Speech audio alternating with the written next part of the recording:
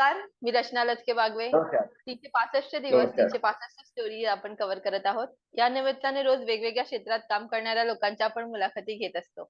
आणि आज आपल्याकडे आहेत CA Aniket Kulkarni sir. Aniket Kulkarni and associates हे त्यांची फर्म आहे. अधिक माहिती आपण त्यांच्याकडनं जाणून घेऊया. नमस्कार सर. नमस्कार. तर तुमच्या जीवन प्रवासाबद्दल थोडं सांगा? बरं, मी ॲक्चुअली गेले 2006 मध्ये फर्स्ट अटेम्प्टमध्ये सीए झालो. त्याच्यानंतर एका वर्षात मी प्रॅक्टिसमध्ये आलो. 2 वर्ष मी एका पार्टनरशिपमध्ये होतो, एक पुण्याच्या फर्मबरोबर आणि नंतर मग 2009 मध्ये मी स्वतःची फर्म चालू केली. आणि बेसिकली माझं जे एक्सपर्टीज आहे ते टॅक्स ॲडवायझरी आहे. सो वेदर टॅक्स केसेस झाले किंवा इन्व्हेस्टिगेशन झालं आणि मी इन्कम टॅक्स, जी दोन्ही करतो आणि कॉर्पोरेट्स माझे क्लायंट्स बेसिकली कॉर्पोरेट्स आहेत आणि कॉर्पोरेट्सला मी कन्सल्टन्सी देतो. त्यांच्याशी रिटर्नशिप ॲग्रीमेंट्स आहेत माझे कॉर्पोरेट्स बरोबर आणि त्यांचे काही केस टू केस बेसिसवरती केसेस जे काही त्यांचे असतात, ते legal tax related legal cases मी त्यांना त्याच्यामध्ये हेल्प करतो. असं आहे. सर असं म्हटलं जातं, की सीएची जी परीक्षा आहे ती खूप कठीण असते आणि पहिल्या अटेम्प्टमध्येच ती क्लिअर करणं इतकं सोपं नसतं. बेसिकली आपण जेव्हा बघतो, की मराठी कम्युनिटीमध्ये आपल्या फार कमी मुलं आहेत, की जी या परीक्षेसाठी अप्लाय करतात आणि पहिल्याच अटेम्प्टमध्ये परीक्षा क्लिअर होणं कठीण आहे. तर त्याच्याबद्दल थोडं सांगा? ते बेसिकली कसं आहे, की थोडंसं तुम्हाला एक म्हणजे अ, काही चांगले जर सीनियर्स जर असतील तुमच्याकडे, जे तुम्हाला व्यवस्थित एक्सप्लेन करू शकतील, की तुम्ही कसा अभ्यास करावा आणि कसं करावं, काय करावं आणि थोडा बॅकग्राऊंड जर तुमच्याकडे असेल, तर तेवढं कठीण नाहीये. बऱ्याच वेळेला काय असतं, की आपली दिशाभूल होते, कारण आपल्याला माहीतच नसतं कसा अभ्यास करायचा तो आणि त्याच्यामुळे मग बरेच लोकं सीए होऊ शकत नाहीत. पण जर थोडा बॅकग्राऊंड जर तुमचा असेल, आता माझे वडील स्वतः सीए आहेत. त्याच्यामुळे मला त्याचा नक्कीच खूप फायदा झाला त्या गोष्टीचा, की कारण मला लहानपणापासून थोडासा एक त्याच्यामध्ये माझ्याकडे बॅकग्राऊंड होता तो. पण नाहीतर मग तुमचे जे सीनियर्स वगैरे असतात, त्यांच्याकडनं तुम्ही बरचसं अ, अ, एक ज्ञान तुम्ही घेऊ शकता, की कसा अभ्यास केला पाहिजे, काय फोकस करायला पाहिजे. तर त्याप्रमाणे तुम्हाला नक्कीच ते मदत करू शकते. इनफॅक्ट जे असे कोणी मराठी सीए असतील, ज्यांना जे आता सीए करतायत आणि त्यांना यश मिळत नाहीये, तर आपण कधीतरी आपण एकत्र पण त्यांना काहीतरी एक त्यांना एक ज्ञान वगैरे काही देऊ शकतो आपण. कसं काय त्यांना गाईडन्स देऊ शकतो आपण. आपल्या सगळ्यांना माहिती आहे, की कंपनी जेव्हा आपण चालू करतो, कोणताही बिझनेस चालू करतो, तेव्हा बॅलन्स शीट असणं गरजेचं आहे. कंपनीचं ऑडिट होणं गरजेचं आहे. तर पण बऱ्याच उद्योजकांना कसं जेव्हा ते बिझनेस चालू करतात, तेव्हा त्यांची आयडिया त्यांना महत्त्वाची असते. त्यांना बिझनेस कसा करायचा तो माहिती असतो. पण त्याचे फायनान्स किंवा अकाउंटिंग कसं सांभाळायचं ते त्यांना कल्पना नसते. तर त्याच्याबद्दल थोडं सांगा? सी बेसिकली काय असतं, की जो आपलं जे एज्युकेशन सिस्टम आहे, ते आपण जुनं एक बघितलं तर मकावली म्हणून एक होता एक इंग्लिशमॅन. त्यांनी चालू केलेलं सिस्टम आहे आणि त्याच्यामध्ये तुम्ही बघितलं तर त्यांचं असं म्हणणं होतं, की जास्तीत जास्त लोकांना कारकून बनवायचं.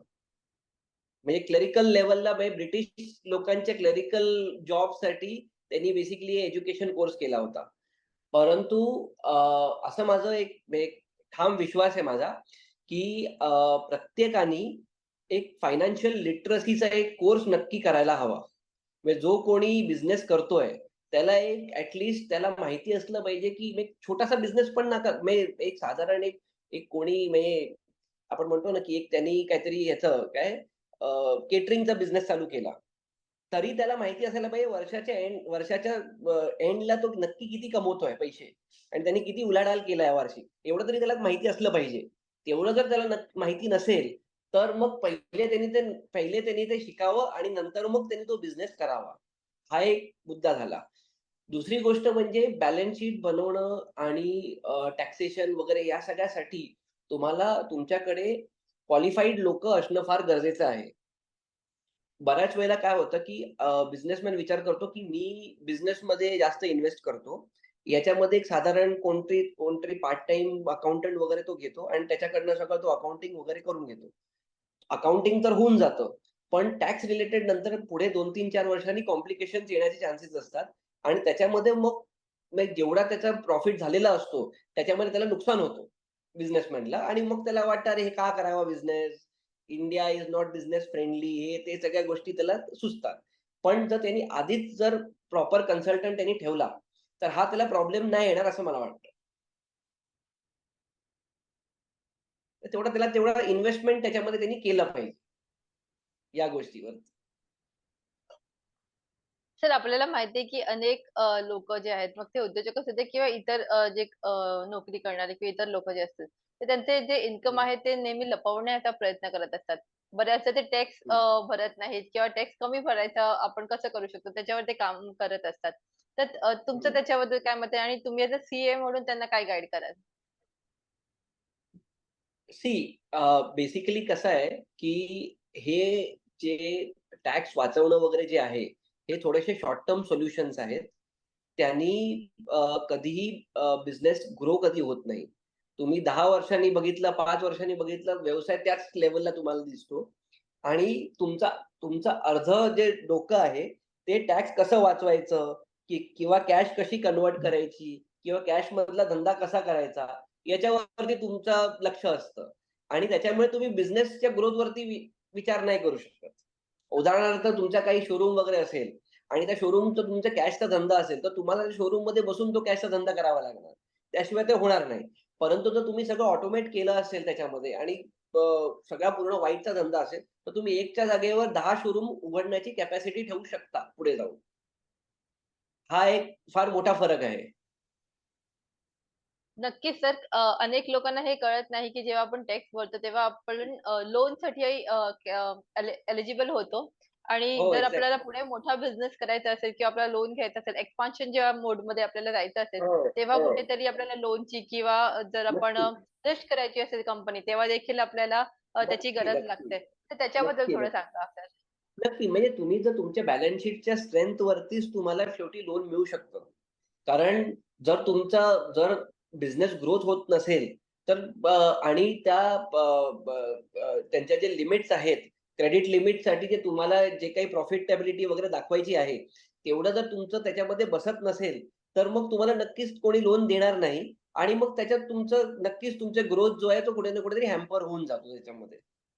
सो लोन घेण्यासाठी, तुमचं ऑटोमेशनसाठी या सगळ्या गोष्टी जर तुमच्या कंपनीमध्ये आल्या, तर ऑब्व्हियसली तुमचा जो ग्रोथ आहे, तो नक्कीच जास्त होण्याचे चान्सेस असतात. सर टॅक्सिंग आणि ऑडिटिंग सोबतच तुम्ही लीगल सर्व्हिसेस देखील प्रोव्हाईड करता लोकांना, तर त्याच्याबद्दल सांगा? ते लीगल सर्व्हिसेस म्हणजे कसं, की आम्ही basically tax related legal services तर करतोच. म्हणजे आम्ही जरी केस कोणाची हायकोर्ट, सुप्रीम कोर्टमध्ये जरी असली, तरी आम्ही त्यांचे एक टॅक्स रिलेटेड फेस बनतो इन फ्रंट ऑफ जो काउन्सिल वगैरे जो कोणी असेल तो. So you don't need a legal firm. Council पण आमचाच असतो. आम्ही त्यांना काउन्सिलला हायकोर्ट, सुप्रीम कोर्टमध्ये आम्ही त्यांना गाईड करतो अँड देन दे अपिअर. कारण बेसिकली हे सगळे टॅक्स रिलेटेड इश्यूज असतात. त्याच्यामुळे we are more capable of handling those issues than lawyers because we are experts in this field. तर ते प्लस लीगल म्हणजे थोडंसं लेबर लॉ रिलेटेड वगैरे पण आम्ही करतो काम आणि कॉर्पोरेट लॉज जे आहेत, कंपनीज ऍक्ट वगैरे रिलेटेड, ते पण थोडेसे सर्व्हिसेस आम्ही देतो लीगल रिलेटेड. म्हणजे थोडे एस-एफ-आय-ओ वगैरे जे असतात, म्हणजे सीरियस फ्रॉड ऑफेन्सेस वगैरे असतात, त्याच्यामध्ये पण आम्ही रिप्रेझेंट करतो क्लायंट्सला. ट्रायब्युनल समोर पण आम्ही रिप्रेझेंट करतो. इन्कम टॅक्स आणि सेस्टॅट जे आहे, म्हणजे customs excise service tax tribunal. तिथे पण आम्ही क्लायंट्सला हे करतो. ते आम्ही स्वतःच करतो आणि मग आमची टीमच स्वतः करते ते सगळं. तर तसं सगळं आहे. बाकी काही लीगल एग्रीमेंट्स वगैरे काही बरेचसे क्लायंट्स असतात लीगल एग्रीमेंट्स वेट वगैरे करून पाहिजे असतात. तर ते पण आम्ही बऱ्याच वेळेला करतो. कारण आमचे इन हाऊस लॉयर्स आहेत त्याच्यासाठी. सर त्याचसोबत तुम्ही कॅपिटल आणि रिस्क एडवायझरी सर्व्हिसेस देखील देता. मग ते आय-पी-ओ लिस्टिंग असू दे किंवा प्रायव्हेट इक्विटीसाठी असू दे. त्याच्याबद्दल देखील तुम्ही लोकांना गाईड करताय. तर त्याच्याबद्दल सांगा? सी बेसिकली एस-एम-ई आय-पी-ओज जे आहेत, त्याच्यामध्ये खूप स्कोप आहे सध्या. कारण अ, तुम्ही जर बघितलं तर साधारण जे प्रायव्हेट लिमिटेड कंपनीज आहेत, ते एक 10-12 लाख प्रायव्हेट लिमिटेड कंपनीज नक्की असतील. त्यातले साधारण 10,000 पण आय-पी-ओज नाही आलेत. म्हणजे ते लिस्टेड नाही. 10,000 कंपन्या पण लिस्टेड नाहीयेत. त्याच्यामुळे लिस्टिंगचा खूप स्कोप आहे एस-एम-ईमध्ये. म्हणजे एस-एम-ई लिस्टिंग म्हणजे 3,00,00,000, 5,00,00,000, 10,00,00,000 हे कॅपिटल मार्केटमधनं रेज होतात. तर अशा लिस्टिंगमध्ये आम्ही क्लायंट्सला हेल्प करतो. त्यांना मर्चंट बँकर्सशी कनेक्ट करतो. त्यांचं कारण माझं स्वतःचं पीअर रिव्ह्यू ऑडिट असल्यामुळे आम्ही लिस्टेड कंपनीजची ऑडिट पण मी करतो. अ, त्याच्याचबरोबर व्हॅल्युएशन सर्व्हिसेस थोडेसे आम्ही त्यांना देतो. थोडं गाईडन्स वगैरे त्यांना करतो. एक्सपर्ट्स असतात जसे मर्चंट बँकर्स वगैरे हायर करावेच लागतात आम्हाला याच्यासाठी. ते आम्ही करतो वेगळे. पण एक बेसिक गाईडन्स किंवा बुक्सचं क्लीनअप वगैरे म्हणजे तुम्हाला आय-पी-ओ करायचं आहे, तर असं नाही की तुम्हाला एक दिवस सकाळी उठलात आणि आता विचार केला तर आपल्याला आय-पी-ओ करायचा आहे आणि पुढच्या 2 महिन्यामध्ये आय-पी-ओ 6 महिन्यामध्ये आय-पी-ओ करू. असं होत नाही ते. त्याला एक 1-2 वर्षाचं प्लॅनिंग लागतं आय-पी-ओ करण्यासाठी. तर ते जे बुक्सचं क्लीनअप वगैरे जे आहे, ते सगळं आम्ही त्याच्यामध्ये त्यांना हेल्प करतो. सर तुम्ही बरोबर बोललात. बुकचं क्लीनअप हे मला वाटतं एक टेक्निकल शब्द मला शिकायला मिळाला. पण अ, आम्ही पण जेव्हा लिस्टिंगसाठी काम करतो, कारण का आम्ही बी आणि एन-एस-सी सोबत खूप जवळून काम करतो, जेव्हा एस-एम-ई लिस्टिंगसाठी. तेव्हा अनेक जेव्हा आपण उद्योजकांना नेतो लिस्टिंगसाठी, तेव्हा अ, 100 पैकी मला असं वाटतं 90% लोकांकडे जी बॅलन्स शीट आहे कंपनीची ती नीट नसते आणि ते पुन्हा जे बी किंवा स्टॉक एक्सचेंजेस आहेत किंवा मर्चंट बँकर्स आहेत, ते त्यांना त्यांची पहिली बॅलन्स शीट क्लिअर करायला सांगतात, नीट करायला सांगतात आणि त्याच्यानंतर मग ते लिस्टिंग करू शकतात. तरी एक्झॅक्टली. त्यांचं कंपनीचं टर्नओव्हर खूप चांगला असेल, बिझनेस चांगला असेल, एक्सपान्शन मोडवर असेल, तरी हो. देखील पेपरवर नीट गोष्टी दाखवल्या न मुळे ते खूप प्रॉब्लेम्स त्यांना फेस करावे लागतात. एक्झॅक्टली. एक्झॅक्टली. तोच भाग आहे आणि तेच आम्ही ते त्यांना आम्ही 1-2 वर्ष त्यांना क्लीनअप करून त्यांचे बुक्स, त्यांचे काही जुने काही केसेस असतील, बुक्स काय क्लीनअप करायचं असेल, तर ते सगळं आम्ही करून नंतर मग त्यांना आपण एक प्रॉपर त्यांना एक सजवून नंतर मग आपण जर आय-पी-ओ मार्केटमध्ये जर ते आले, तर ते जास्त चांगलं असं मला वाटतं. सर, पण त्याचसोबत हे काम करत असताना आम्हाला असेही काही लोकं सापडले जिथे ते कंपनीचे सी-एस त्यांना रिकमेंड करतात, की तुम्ही लिस्टिंगला नाही जायला पाहिजे किंवा तुम्ही लिस्ट नाही करायला पाहिजे कंपनी. तर अशा वेळेस तुम्ही त्या लोकांना काय गाईड कराल? बेसिकली आता कसं आहे, की जर तुम्हाला ग्रोथ करायचं असेल आणि नाहीतरी इंडिया हळू-हळू it will become the 3rd largest economy. तर स्कोप भरपूर आहे इंडियामध्ये आणि इंडियामध्ये जर ग्रोथ करायचं आहे आणि तुम्हाला तुमचं सपोज मॅन्युफॅक्चरिंग असेल, तर मॅन्युफॅक्चरिंग कॅपॅसिटीज वाढवायचे आहेत. तर आणि पुढे लाँग टर्म जर तुम्ही दृष्टीने जर विचार केलात, तर आय-पी-ओ इस द बेस्ट ऑप्शन.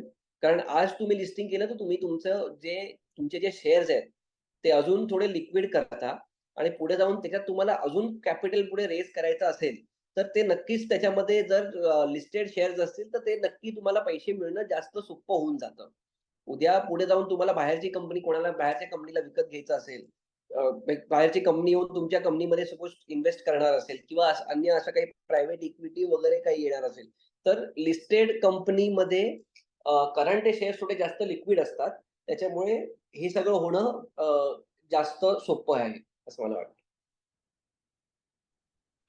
सर, पण अनेक उद्योजकांना असे प्रश्न असतात, की जेव्हा आम्ही लिस्टिंगला जातो किंवा आपण कंपनीची जेव्हा बॅलन्स शीट मोठी करायचा प्रयत्न करत असतो, तेव्हा आम्ही एक्सपान्शन काय करू आम्हाला माहिती नाही किंवा अ, पुढे कसं आपला बिझनेस चालेल किंवा फॅमिलीजमध्ये इश्यू असतात. जर तो फॅमिली बिझनेस असेल तर फॅमिलीजमध्ये बरेच इश्यू असतात. जर वडील तयार झाले तर मुलगा तयार होत नाही किंवा त्यांचे पार्टनर्स तयार होत नाहीत. तर अशा वेळेस तुम्ही काय सांगाल लोकांना? ती ते हे जे इश्यूज आहेत, हे एंडेमिक इश्यूज आहेत बरेचसे फॅमिलीज एंड बिझनेसेसमध्ये. कारण त्याच्यामध्ये अ, बरेचसे डोके असतात. वेगवेगळ्या आणि प्रत्येकाचा विचार करण्याची सरणी वेगवेगळी असते. त्याच्यामुळे त्याच्यात डिसिजन मेकिंग होऊ शकत नाही. परंतु जर तुम्हाला असं जर वाटत असेल, की कंपनीनी शेवटी ग्रो करायला पाहिजे, तर एकमत होऊन काहीतरी डिसिजन घ्यायला पाहिजे, की तुम्हाला ग्रोथच्या दृष्टीने म्हणजे भले ते मग आय-पी-ओ असून देत किंवा अन्य काही. पण ग्रोथ तर आता रिलेटेड डिसिजन मेकिंग घेणं फार गरजेचं आहे. नक्कीच सर. शेवटी आपण ज्या गोष्टीसाठी काम करतोय कंपनीच्या ग्रोथसाठी ते होणं जास्त गरजेचं आहे. अदर दॅन आपले पर्सनल इश्यूज किंवा इगोज आपल्याला साइडला हं. ठेवायला हवेत. Correct, correct, correct. तर बरोबर. आतापर्यंत तुम्ही अनेक उद्योजकांसोबत काम केले, कॉर्पोरेट सोबत तुम्ही काम करता. तर असे काही उदाहरणं तुम्ही आपल्यासोबत शेअर करू शकाल का बिझनेसचे किंवा कॉर्पोरेटचे तुमचे काही क्लायंट्स रिलेटेड? नावं घेऊ शकत नाहीत आम्ही कधीच. कारण आमचे कॉन्फिडेन्शियलिटी क्लॉजेस असतात. पण मी वेगवेगळ्या इंडस्ट्रीज मधल्या कॉर्पोरेट बरोबर करतो मी. मल्टीनॅशनल कॉर्पोरेट्स असून दे, डोमेस्टिक असून देत. May right from logistic companies to shipping companies to IT companies, manufacturing. मॅन्युफॅक्चरिंगमध्ये सगळे स्टील, सिमेंट बऱ्याच वेगवेगळ्या टाइपचे झाले आणि सर्व्हिस सेक्टर वेगवेगळे अजून. तर मला असं वाटतं बँकिंग आणि इन्शुरन्स सोडून बाकी सगळ्याच मोस्टली कंपनीज बरोबर मी काम केलेलं आहे. तुमच्यामध्ये फायनान्शियल लिटरसी किती गरजेची आहे? फारच महत्वाची आहे फायनान्शियल लिटरसी. कारण फायनान्शियल लिटरसी शिवाय अ, बिझनेस तर होतच नाही कोणता. माझं असं मत आहे, की जो सॅलरीड क्लास आहे, त्यांनी पण त्याच्या पण तर इन्व्हेस्टमेंट डिसिजनसाठी वगैरे पण त्याला फायनान्शियल लिटरसी त्याला कळायला तर पाहिजे, की कुठे त्यांनी गुंतवायचे, कसे गुंतवायचे, वेगवेगळे काय ऑप्शन्स असतात. ते त्याला जोपर्यंत कळणार नाही, तोपर्यंत सॅलरीड क्लास पण इन्व्हेस्टमेंट डिसिजन्स घेऊ शकणार नाही. आणि त्याच्या व्यतिरिक्त बिझनेसमॅनला तर छोटा बिझनेसमॅन जरी असला, जो वर्षाला 50 लाखचाच व्यवसाय करतोय. त्याला पण वर्षाच्या एंडला जर त्याला माहिती नसेल त्यांनी किती कमवलेत पैसे, त्यांनी काय त्याच्यामध्ये त्यांनी एवढी गुंतवणूक केली त्या धंद्यामध्ये, त्यांनी तेवढा वेळ दिला. त्यासमोर त्यांनी वर्षाला त्यांनी काय पैसे तो घेऊन चाललाय घरी किंवा त्यातनं तो किती कमवतोय, हे त्याला जर माहीत नसेल, तर मग त्यांनी ते शिकावं प्रथम आणि मग धंदा करावा असं मला वाटतं. तर त्याचसोबत तुम्ही आता वेगवेगळे उद्योजकांसोबत काम करताय, कॉर्पोरेट सोबत काम करताय. तर तुम्ही मराठी उद्योजकांसोबत पण काम करता का? किंवा मराठी कॉर्पोरेट सोबत देखील काम करताय का? करतो. मराठी कॉर्पोरेट्स बरोबर नक्कीच काम करतो मी. आहेत आहेत कमी, पण आहेत. जे काय आहेत ते आहेत. तर त्यांना मला इनफॅक्ट खूप गर्व असतो, की मराठी लोकांबरोबर काम करायला मला खूप जास्त आवडतं. कारण फार जास्त अपॉर्च्युनिटीज मिळत नाहीत. जास्त आपण बघितलं तर नॉर्थची लोकं जास्त असतात किंवा गुजराती, मारवाडी लोकं जास्त असतात किंवा इनफॅक्ट मुस्लिम पण असतात. पण मराठी त्यातल्या त्यात कमी असतात. पण जेव्हा पण मी करतो किंवा जे पण माझे आता क्लायंट्स आहेत मराठी, त्यांच्याबरोबर काम करायला मला खरंच खूप एकदम असं म्हणजे आपुलकीने काम करावं असं वाटतं त्यांच्याशी. म्हणजे it is not about business, then it is much more than that. That is what I feel. अच्छा, एक लास्ट प्रश्न मी तुम्हाला विचारेन, की जसं तुम्ही सुरुवातीला देखील म्हणालात, की तुम्ही फर्स्ट अटेम्प्टमध्ये सी-ए झालात. तर असे काही मुलं आहेत, की जे सी-ए होऊ इच्छितात किंवा जे ऑलरेडी सी-ए झालेत. तर अशा मुलांना तुम्ही काय गाईड कराल आणि अशा साठी तुमच्याकडे काही संधी आहेत का? हो, माझ्याकडे अशा मुलांना जर तुम्ही जर मला कनेक्ट केलत किंवा तुमच्याकडे असे कोणी येत असतील, तर त्यांना आपण आर्टिकलशिप ट्रेनिंगसाठी नक्कीच अपॉर्च्युनिटीज देऊ. कारण मला पण मराठी लोकांना पाहिजेत, की मराठी लोकं जास्तीत जास्त सी-ए वगैरे व्हावे. म्हणून त्यांना आपण नक्कीच ट्रेनिंग देऊ आणि पुढे मग त्यांना ॲज सी-ए मला नक्कीच त्यांना म्हणजे आवडेल बघायला त्यांना. So definitely I be very happy जर सी-ए म्हणजे जे सी-ए करणारे जे असिस्टंट्स असतात, ते मराठी आपल्याला मिळालेत तर. Thank you sir. तुम्ही वेळात वेळ काढून आपलं 365 डेज 365 स्टोरीज या सीरीजमध्ये सहभाग घेतला आणि फायनान्स आणि बॅलन्स शीट या क्षेत्रामध्ये आम्हाला लोकांना गाईड केलं त्याच्याबद्दल खूप खूप धन्यवाद. खूप थँक खूप धन्यवाद मला बोलवल्याबद्दल. आभार.